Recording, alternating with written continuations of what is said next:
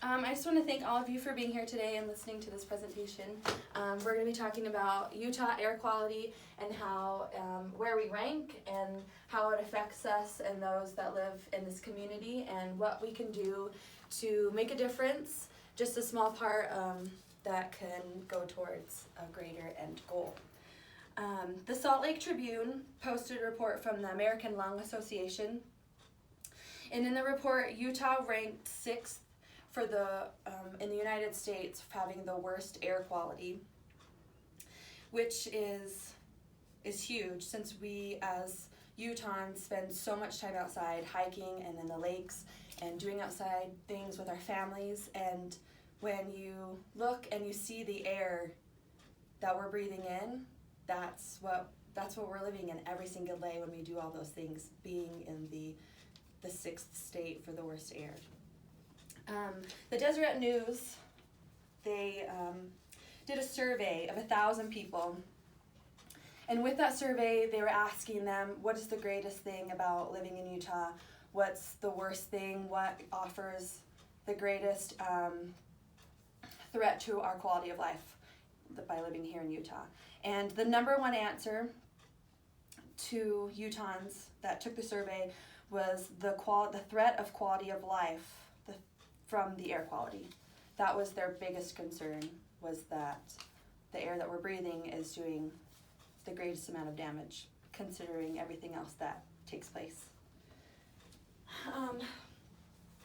So with that, why do we have so much air pollution in Utah? And what can we do to change that?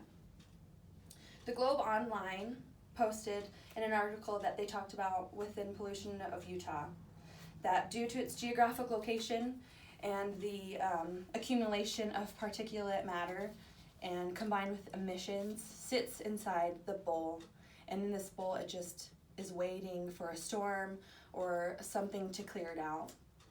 So when you're out hiking and you look over the mountains, and that fog, that inversion, is exactly what we're taking into our lungs every day. And those who have compromised immune systems or are dealing with other health issues, that's adding to their troubles.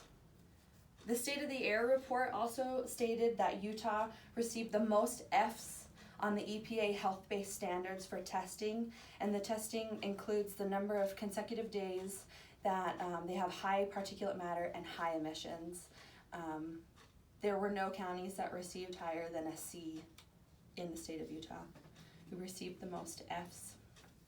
And with that same study, over 133.9 million people that live in the areas within Utah and the United States, that number of people all live in an area where they failed at least one test or more.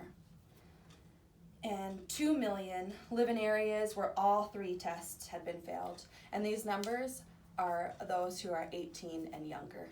Doesn't even include those that are older than those ages. And because of that, we have major health issues.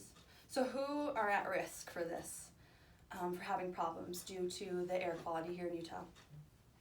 According to lung.org, those who have asthma, the youth, the old, COPD, cardiovascular disorders, diabetics, and people who live in poverty-stricken areas within the state are all at the highest risk for having severe issues and severe complications due to their health issues because of the air that we breathe in. So what can we do as a state or as a small group of people to come together and make a difference so that we can help those people and then also ourselves, just the state of Utah as a collective whole, to have better air quality and get ourselves off the top 10 list? The Utah Department of Health has an air quality index, and we as a school or as a city can use this as a guideline to determine whether or not we implement indoor recess during the school day. It just shows you there's green, orange, yellow, and red. And during the red days are days that they suggest that kids do not spend outdoors because of the air. The air is so bad that we should restrict recess time. Another good thing that we can start implementing, which was also suggested by the Utah Health Department, was the Air Quality Flag program. It's a free kit that is distributed from the Utah Health Department that schools can request, and it would just fly at the front of the school, letting staff, parents, the community know what the air quality is like for that day and what the school plans on doing as far as keeping the kiddos safe, especially kiddos who do have weakened immune systems due to whatever health diagnosis that they have. And these things are just good things to implement along with the recess guidance that's also suggested by the Utah Department of Health, as far as what you can just use structurally to help guide what is the best choice for our kids during outdoor play.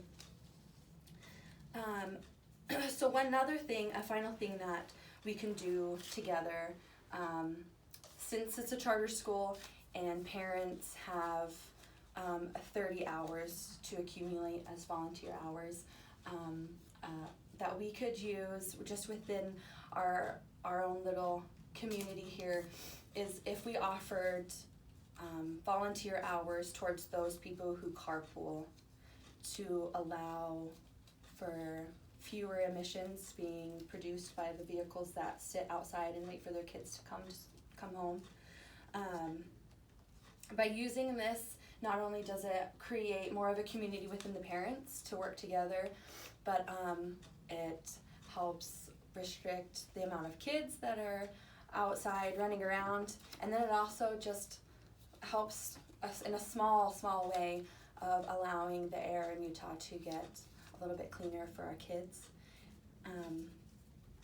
So with that, I just want to thank you all for coming and being here today and listening to my presentation, and maybe something that we can start together as a group for our kids. Thank you.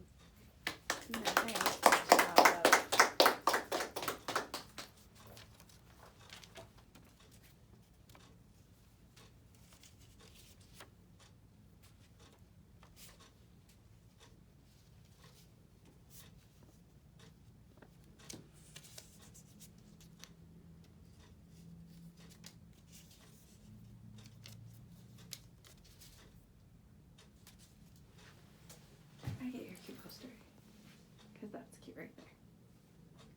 So cute. Good job.